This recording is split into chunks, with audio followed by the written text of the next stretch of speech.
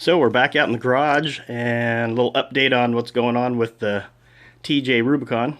Got some of the front end work done, well, pretty much most all of it.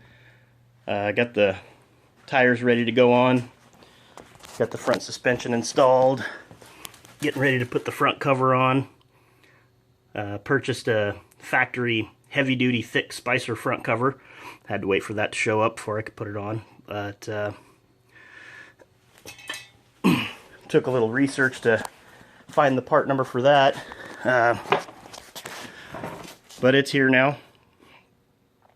Got all our goodies up front. 4.5 inch metal cloak lift, got the long arm.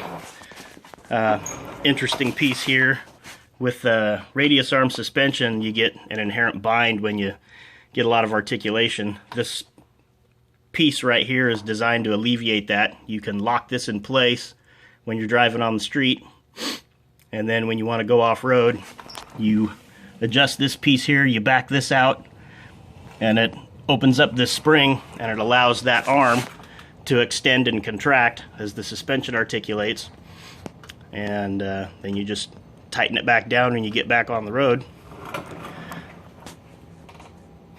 And the center plate, that all had to be anchored to the frame. Those two bolt heads that you see there, those had to be drilled and sleeved through the frame so that you could really tighten those down without crushing the frame. So this kit was a good combination of a little bit of fabrication, but most of it was bolt-on. It's kind of what I was looking for. Not afraid to do any fabricating, but wanted to make sure that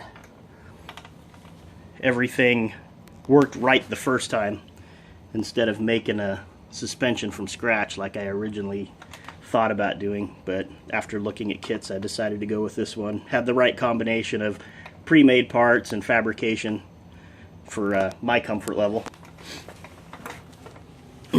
Got the Curry Link steering, seems to fit well. It's designed for a lift so that the joints are at the proper angle for a lifted vehicle, as opposed to the factory stuff. When you start lifting it, it puts it in a bind. Matches the same angle as the track bar. Alloy axles, heavy duty steering stabilizer, all that fun stuff. I still have the stock brakes on it. I'm gonna do a brake upgrade, but I want to drive it with the factory brakes to see just how much of a difference it makes with the larger tires with the heavy duty brakes. So I got a good reference point. And yeah, we're getting closer. Gear setup done, locker installed done, and this is what you do when you have enough spare air line that you can air test the locker before you even install it in the Jeep. So far so good. It's been about 20 minutes.